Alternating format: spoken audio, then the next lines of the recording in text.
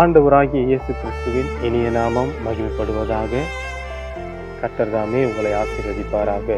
இன்றைக்கும் பரிசுத்த வேதாகமத்திலிருந்து ஒரு வசனத்தை நாம் தியானிக்கலாம்.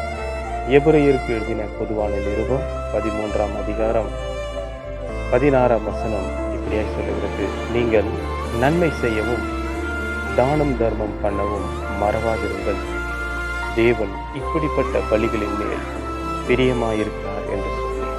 ஆம் பிரியமானவர்களே, நாம் நன்மை செய்யவும் தானம் தர்மம் செய்யவும் மறவாதிருக்கும்படி ஆண்டவர் நமக்கு அறிவுறுத்துகிறார்.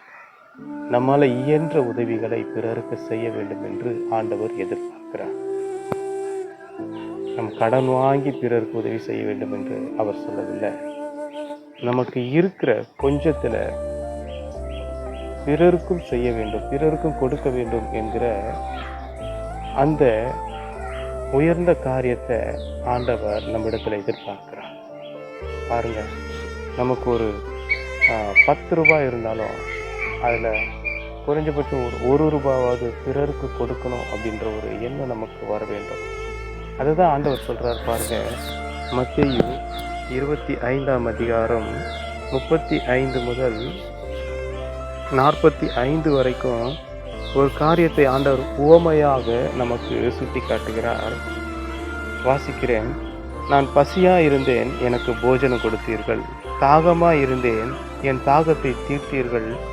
அந்நியனா இருந்தேன், என்னை சேர்த்து கொண்டீர்கள். வஸ்திரம் இல்லாதிருந்தேன், எனக்கு வஸ்திரம் கொடுத்தீர்கள். வியாதியா இருந்தேன், என்னை விசாரிக்க வந்தீர்கள். காவலில் இருந்தேன், என்னை பார்க்க வந்தீர்கள் என்றார். அப்பொழுது அதை கேட்கிற நீதிமான்கள், ஆண்டவரே, நீங்க எப்பொழுது இருந்தீங்க, நீங்க எப்பொழுது தாகமா இருந்தீங்க, நீங்க எப்பொழுது நீங்க அந்நியரா இருந்தீங்க, நீங்க எப்பொழுது வஸ்திரம் இல்லாது இருந்தீங்க, நீங்க எப்பொழுது வியாதியா இருந்தீங்க, நாங்க எப்போ ஆண்டவரே உங்களுக்கு உதவி செய்தோம் அப்படின்னு சொல்லி அங்கிருந்த நீதிமான்கள் கேட்கிறார்களாம். அப்போ ஆண்டவர் சொல்றாரு, இந்த சிறியரில் ஒருவன், உங்க சகோதரில் ஒருவன், உங்க அந்நியரில் ஒருவன் எவன் பசியா இருந்தானோ அந்த இடத்துல நான் பசியா இருந்தேன். எவன் வஸ்திரம் இல்லாமல் இருந்தானோ அப்போ நான் வஸ்திரம் இல்லாதிருந்தேன். எவன் அந்த இடத்துல அந்நியனா இருந்து அவன் கஷ்டப்பட்டானோ, தேவையோடு இருந்தானோ, அந்த இடத்துல நான் தான் இருக்கிறேன். அவங்களுக்கு நீங்க உதவி செஞ்சீங்க பார்த்தீங்களா, அப்பெல்லாம் நீங்க எனக்கு தான் செஞ்சீங்க அப்படின்னு ஆண்டவர் சொல்றார். பிரியமானவர்களே, மற்றவர்களுக்கு நாம் உதவி செய்யும் பொழுது அந்த உதவி நேரடியாக தேவனுக்கு போய் சேருகிறது. ஆண்டவர் ஒரு நாளும் நான் பசியா இருக்கிறேன், எனக்கு சாப்பாடு கொண்டு வந்து என் வாயில ஊட்டுங்க அப்படின்னு ஒரு நாள் ஆண்டவர் சொல்வதில்லை. ஒரு ஏழை பசியா இருக்கிறான், ஒரு சிறுமைப்பட்டவன் பசியா இருக்கிறான், ஒரு ஒடுக்கப்பட்டவனுடைய துன்பத்தை நாம் பார்க்கும்போது அவனுக்கு ஓடி போய் உதவி செய்யும்போது அது நேரடியாக கடவுளுக்கு நாம் செய்கிற உதவியாக அது மாறுகிறது. அதை தான் ஆண்டவர் இந்த இடத்துல சொல்லுவார். பிரியமானவர்களே, ஆண்டவர் சிறுமைப்பட்டவர்களையும் ஒடுக்கப்பட்டவர்களையும் அனாதைகளையும் தனிமைப்பட்டவர்களையும் விசாரிக்கும்படி நமக்கு இந்த நாளிலும் ஒரு கட்டளையாக அவர் கூறுகிறார். ஆகவே நாம் தானம் தர்மம் செய்ய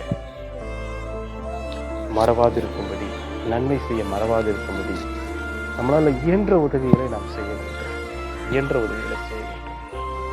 அதுதான் ஆண்டவர் விரும்புகிறார். நம்ம எவ்வளோ சாப்பாட்டை வேஸ்ட் பண்ணுறோம், எவ்வளோ பணத்தை விரயம் பண்ணுறோம்.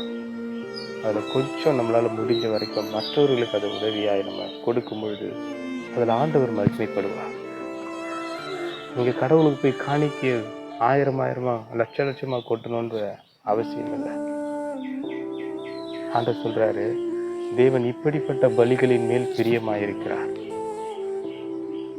நம்ம போய் தங்கத்தையும் வைரத்தையும் பணத்தையும் கொண்டு போய் உண்டியல்ல போடுறதுனால கடவுள் ஒரு நாளும் மகிழ்ச்சி அடைய மாட்டார்.